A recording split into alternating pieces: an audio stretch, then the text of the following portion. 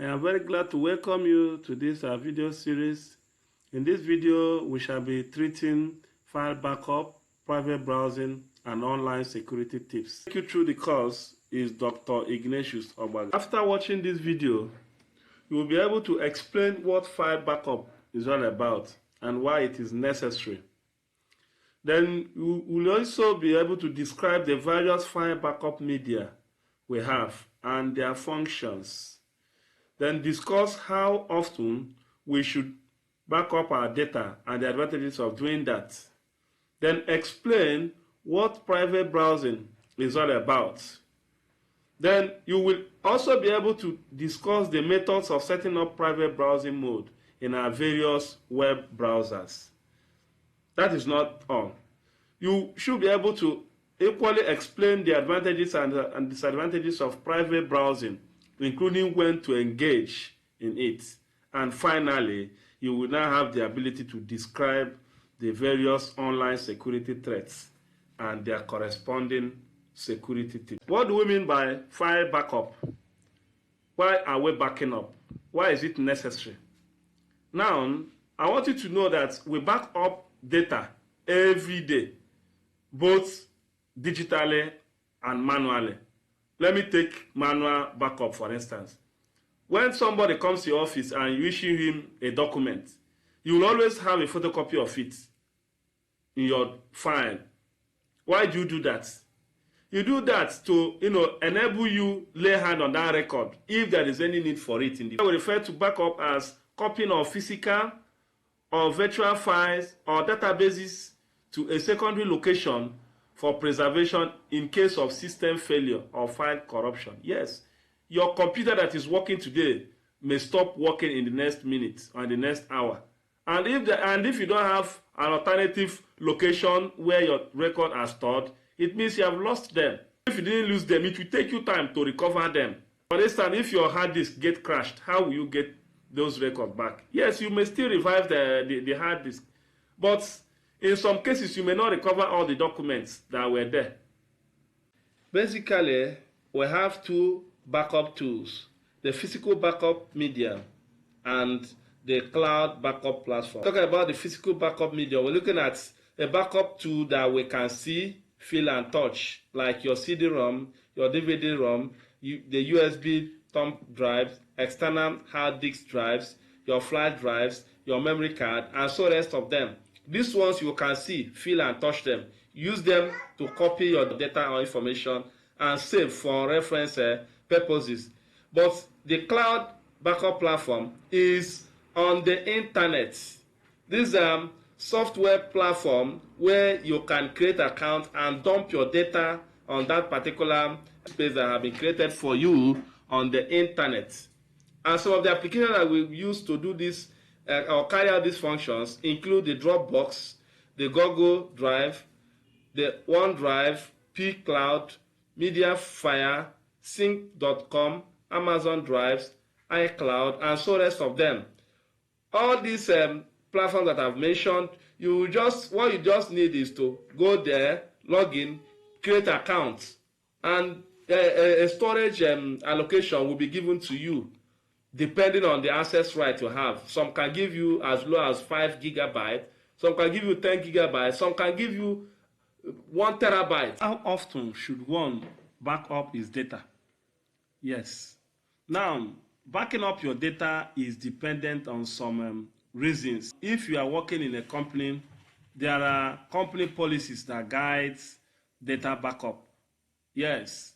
Depending on the type of company you are working. If you are working in a financial institution or networking institution or all these big firms, yes, there is backup policies that is always given to every employee to guide them on how often they should back up their data, because the company need them in decision making, and they cannot make decisions when they don't have the information or the data they require. And every company normally have server, so the company back up their data to a server. It's not like you are backing up your data to an external device. Yes, they back up their data to a device known as a server, and they equally back up to cloud, like some of the cloud platform that I've mentioned. Like in your system, you may be backing up your data monthly or bi-monthly or weekly or daily. That is after every 24 hours. Then your data should be backed up. Browsing privately. Now, some people might be, thinking that browsing privately means creating a separate network for yourself where you don't have any business with the public network. But that does not. But that is not what this means anyway. Browsing privately means a privacy feature that is present in most of our web browsers that helps you to disable some web cache, cookies, browsing history, or any other tracking feature that the browser may have. Now, this allows the user to browse the web without leaving traces, such as local data that can be later retrieved. Yes, like as you are browsing the internet using a browser, the browser is because of all the links, all the places, all the websites you visited.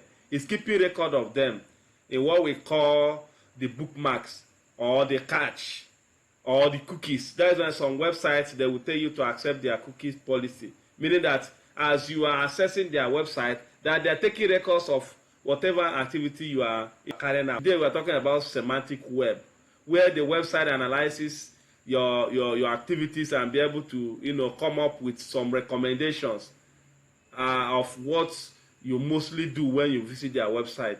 For instance, if it is an e-commerce website, they will be able to take records of the particular product you always search for and be able to recommend similar products to you when alternatives becomes available. So that is one of the the things that the semantic web do. And that same thing is the feature that are present in most of the web browsers or in all the web browsers. So it is now less for you to disable them by accepting option or by enabling an option known as private browsing. One of the major features of private browsing is disabling data storage through cookies, because cookies is just like a buffer that helps to keep your temporal records. Yes. How to set up private browsing mode. Browsers give you the option to use a privacy mode when you are browsing the internet. They have all these options, but they call it different names.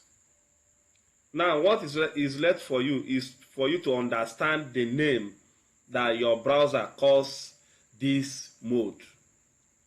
For instance, if you are using Google Chrome calls this mode incognito mode. Browsers like Firefox, Safari, and Opera call this mode private browsing, while Microsoft Edge call it in private. And how do you set this mode, or how do you enable this mode? When you launch your browser, go to the right hand corner of it. You see these three dots. I hope you can see my mouse pointer. You see these three dots. Click on these three dots. Then this drop down menu will appear. Then from this drop down menu, you now look for the name that applies to that particular browser to enable you and enable the mode, so that you can start browsing privately. What does this private browsing do? The private browsing option helps to keep your online activities hidden. It's not like it deletes them. No, it records them, but it records them in masked format, such that it's not every eye that can see it, but some eyes are meant to see it, depending on the level of your expertise. So if someone else logs into your computer after you have closed your private browsing window, he will not be able to see the website you have visited or the window or the videos you watched. That is the browsing history. Because if you are using a public computer, and of course after using you will leave, so the next person that will use that particular system may not be able to see those places that you visited, even though they are listed, but they are hidden. So the private browsing mode does not keep you completely anonymous. It does not mask your identity. or the IP address of your system, or the MAC address of your system. No. Those things are there, but they are given some levels of security, just like you are entering your password. You know, like the password mode has been enabled so that when you are entering it, it will be appearing in star format. But that does not prevent you from seeing what you have typed as your password. You can enable view password. Yes. So that is the kind of thing that this private mode gives you when you are using it to browse. For instance, if you are using public network or public Wi-Fi, then nothing is hidden. You have more security when you are using a private network. Does private browsing give you immunity against malware? No, private browsing does not protect you from downloading malicious programs that can harm your system. So when you turn on private browsing, be careful of the kind of links you click on, the kind of item you download, because in so doing, you can download Trojan horse, you can download worm, you can download other malicious programs that will harm your system. Now, let us look at the security threats that we can face online. Because when you use the internet, you are exposing yourselves to a range of potential online threats. The threats could, come from maybe the website you visited or from the link you clicked upon. And you know that all these cyber criminals are devising innovative means of swindling or luring their targets. So there are so many ways you can be threatened. There are so many ways you can, be dealt with when you are a novice user of the internet, when you are not informed. And these ways include identity theft, somebody impersonating you, somebody stealing your identity to use and commit crime, data breaches, malware and viruses, somebody developing malicious wares and pushing them onto the internet, and people downloading them in place of genuine software or programs. So that is why you have to be very, very careful of the kind of website you visit or the kind of links you click. Then phishing and scam emails. Visit your email and you see some unsolicited mails in your inbox or in your spam mail telling you that you have won some jackpot and all that, and are directing you to click on a particular link or something like that. Then fake website. Most times in WhatsApp group or in Facebook and all that, they'll tell that NAFDAC or INEC is recruiting. Click on this link to register.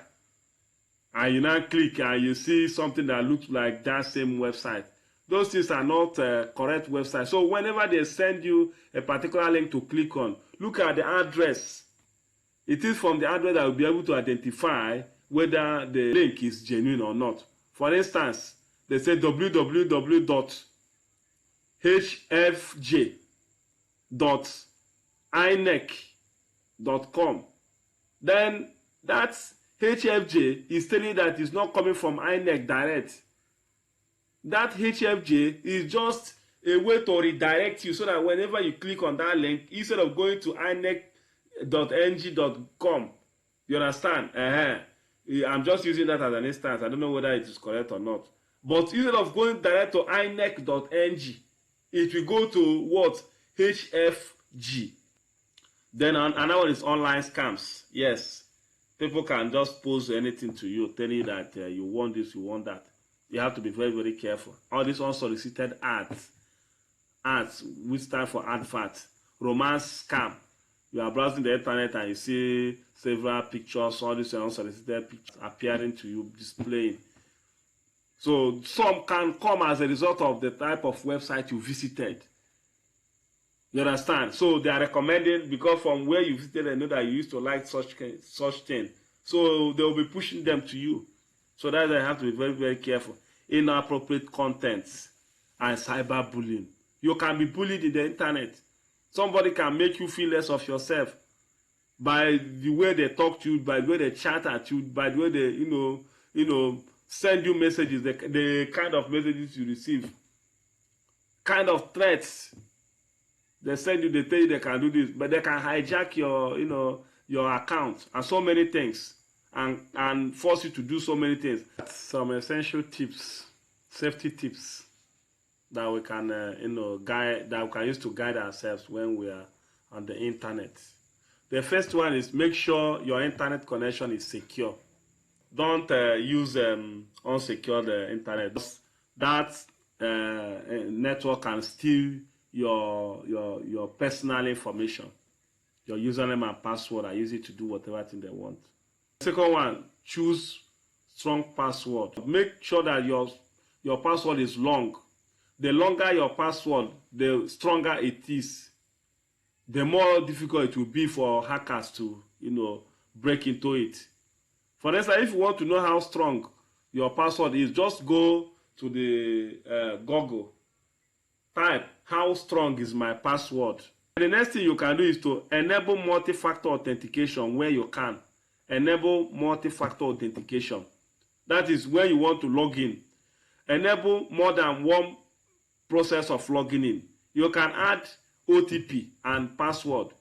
You understand? You can add password and biometrics. That is using fingerprint. Don't just use maybe password, or don't use maybe OTP. You understand? So there are many means. Just hybridize your method of authentication, because that makes you stronger. Then next thing you can do is to keep software and operating system up to date. Make sure you update your software. Update the software of your system. Because this, as you're updating them, you're updating the current security features. But if you allow your system to be out of date, then it will be very more vulnerable for people to hack into it and do to you whatever they wish to. They confirm that the website you visited is reliable before carrying out transactions. Yes, especially e-commerce websites and other websites where your personal information will be required. Confirm the reliability before you carry out your transactions.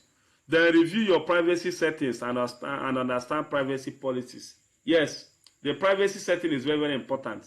From time to time, check your privacy settings and update so that you will not, keep yourself unnecessarily vulnerable. Then be careful of where you click. Don't click everything you see.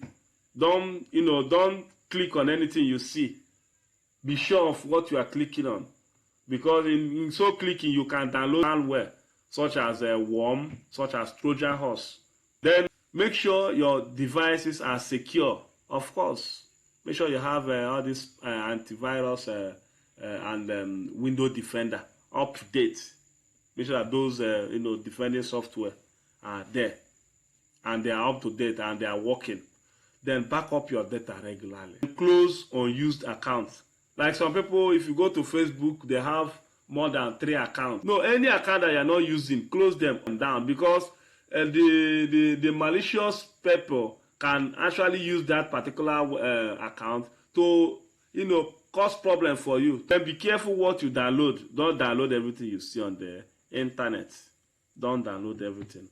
Then be careful of what you post. Yes, what you post, the information you post today may be used against you tomorrow. That is why people tell you that internet does not forgive. Be careful who you meet online. It's not everybody in your friend. Everybody is not your friend online. Check online information before you take anything as true, any story as true. Make sure you cross-check.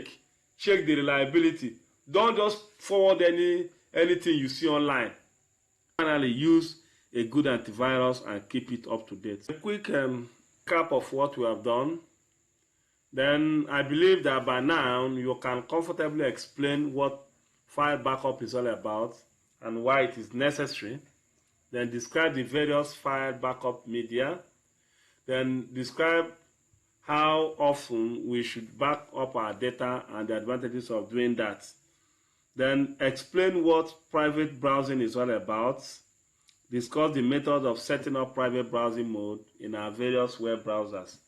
Explain the advantages and disadvantages of private browsing, including when to engage in it. and finally describe the various online security threats and their corresponding security tips. So much for watching. See you in our next video. God bless you.